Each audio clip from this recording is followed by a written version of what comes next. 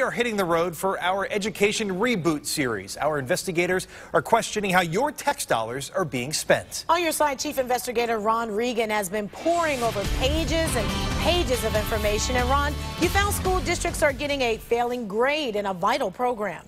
Well, we're talking school buses, and I found out that while school buses and costs are increasing, school districts are wasting your tax dollars.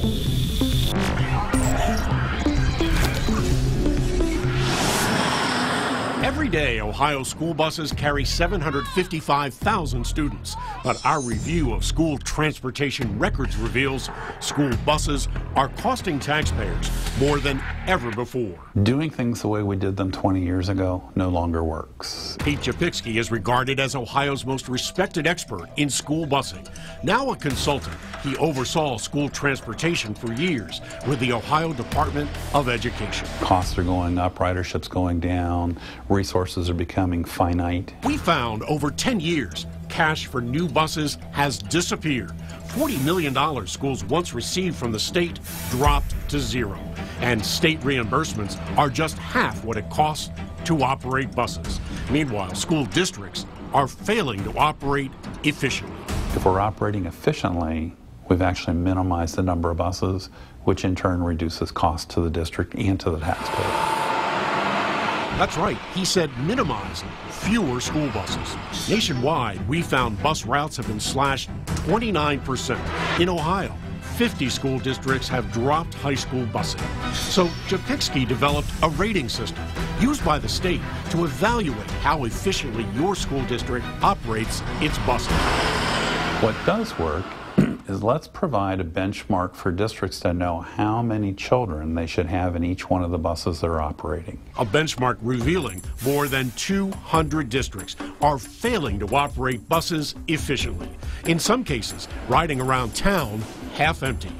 Cleveland, Brooklyn, Shaker Heights, plus schools in Cleveland Heights, University Heights, among the 10 worst in the entire state in efficiency.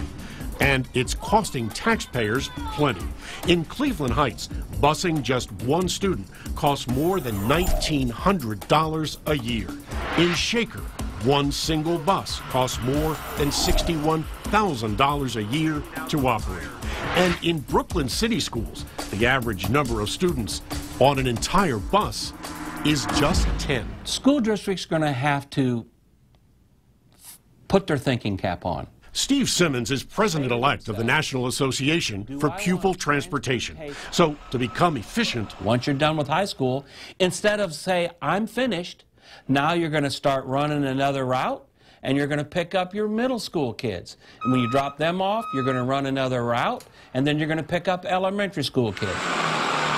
It also means different start times, reduced routes, and driveway pickups eliminated. So the more trips you have on a bus every single day, the more efficient you are. But we found of 33 school districts in Cuyahoga County, only Garfield Heights and 2 others are rated efficient. So the more efficiently we run, the more we save overall for the taxpayers. We don't have to run as many buses, we don't have to have as many drivers. Even so, school districts often dispute the ratings, arguing busing is complex. You're talking to me and I have a low efficiency rating and say, Ron, I'm going to say absolutely it is possible for you to change the numbers.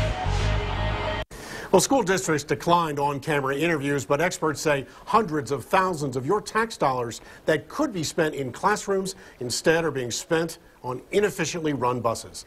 Now, you can check out our NewsNet 5 app to see how your school district rates. I'm Chief Investigator Ron Regan.